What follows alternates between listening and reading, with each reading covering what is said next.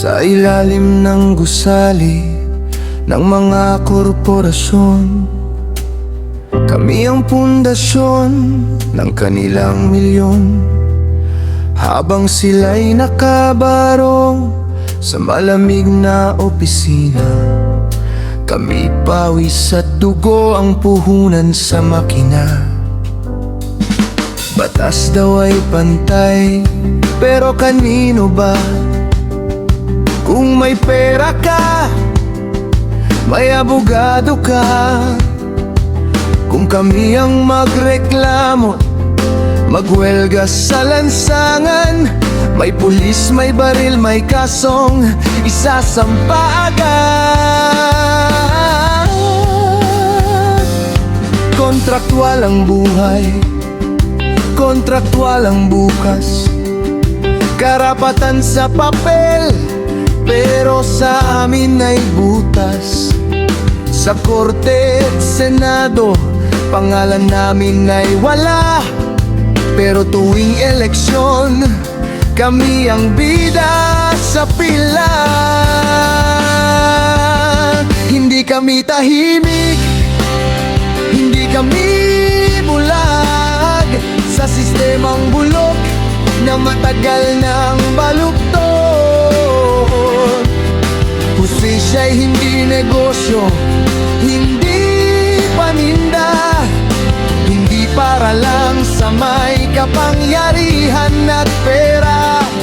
Manggagawa at magsasaka, kami ang bayan. Kapag kami tumindig, mayayanig ang kaharian.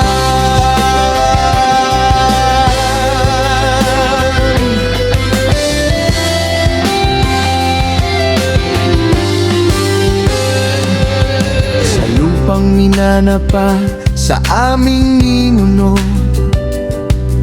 ngayon ay inaangkin ng iilang may titulo.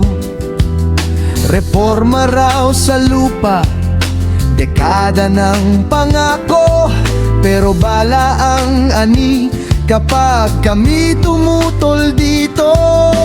Presyo ng palay, halos limos ang halaga, habang imported na bigas ang pinapaboran nila. Kami ang nagtatanim, kami ang nag-aani, pero sa hapagkainan, gutom pa rin ang sarili. Kapag kami nagmarsa, agad tinatawag na kaaway, red tag, pananakot, para kami matahimik na lamang. Habang ang magnanakaw ng kaban ng bayan, kakaupo pa rin, may ngiti at proteksyon. Hindi kami tahimik, hindi kami bulag sa sistemang bulok na matagal ng baluktot. Hustisya'y hindi negosyo, hindi paninda, hindi para lang sa may kapangyarihan at pera. Manggagawa at magsasaka, kami ang bayan. Kapag kami tumindig, mayayanig ang kaharian. Sino ang gumagawa ng batas? Sino ang nakikinabang sa butas? Sino ang may kontrol sa lupa at industriya? Ilan lang sila, pero milyon ang apektado sa ibaba.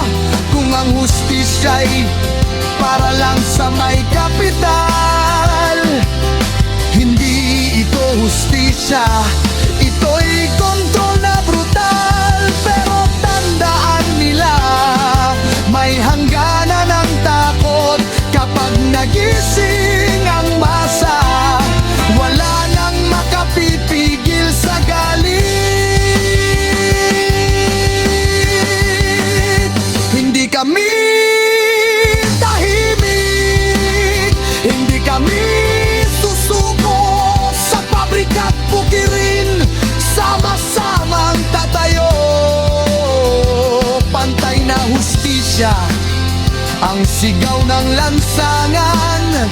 Hindi na kami papayag sa huwad na pamahalaan. Manggagawa at magsasaka, isa ang laban.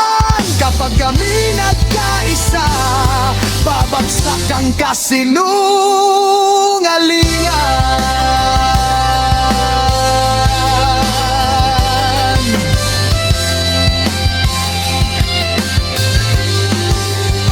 Hindi kami tahimik, hindi kami natatakot.